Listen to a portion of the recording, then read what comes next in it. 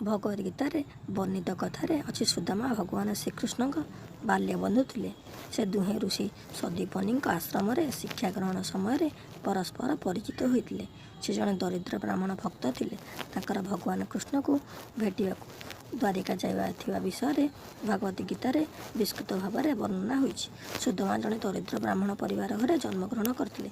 ତାଙ୍କର ପିତା ଥିଲେ ମାତୁକ ଓ ମା ରକୁନା ଦେବୀ। ଶ୍ରୀକୃଷ୍ଣ ରାଜପରିବାରର ପୁତ୍ର ହୋଇଥିଲେ ମଧ୍ୟ ଦରିଦ୍ର ସୁଦାମାଙ୍କ ସହ ତାଙ୍କର ବାଲ୍ୟକାଳରେ ବନ୍ଧୁତା ହୋଇଥିଲା।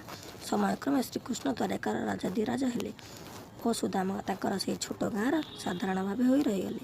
ତାଙ୍କର ମଧ୍ୟରେ ଦୀର୍ଘଦିନ ଆଉ କୌଣସି ଯୋଗାଯୋଗ ରହିଲା ନାହିଁ।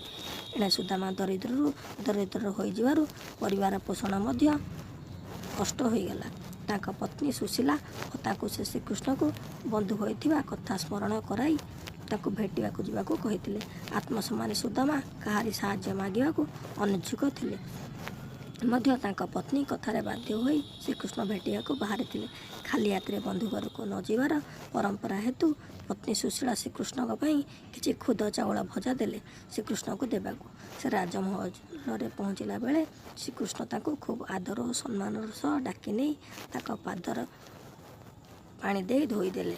ସୁଦାମା ଏତେ ବଡ଼ ରାଜାଙ୍କୁ ନିଜେ ଆଣିଥିବା ଖୁଦ ଦେବାକୁ କୁଣ୍ଠିତ ହେଉଥିଲେ, କିନ୍ତୁ ଭଗବାନ ଶ୍ରୀକୃଷ୍ଣ ଜାଣିପାରି ତାଙ୍କର ଚଦର କାନିରେ ବନ୍ଧା ଖୁଦ ଆଣି ପରମ ଆନନ୍ଦରେ ଖାଇଲେ।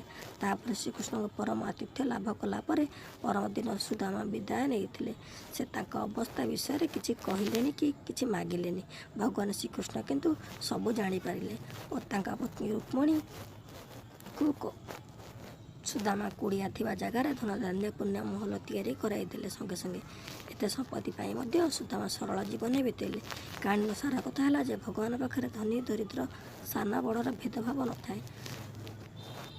ସେ ନୈଷ୍ଠିକତାକୁ ନିଶ୍ଚୟ ପୁରସ୍କୃତ କରନ୍ତି। ଆହୁରି ମଧ୍ୟ ଏହି କାହାଣୀ ଆମକୁ ଶିଖାଏ ଯେ ଆମେ ବିନା ପ୍ରତିଦାନ ଆଶାରେ ଭଲ କାର୍ଯ୍ୟ କରିନେବା ଉଚିତ। କୃଷ୍ଣ ସୁଦାମା ମଧ୍ୟରେ ବନ୍ଧୁତା ଏକ ନିଦର୍ଶନ।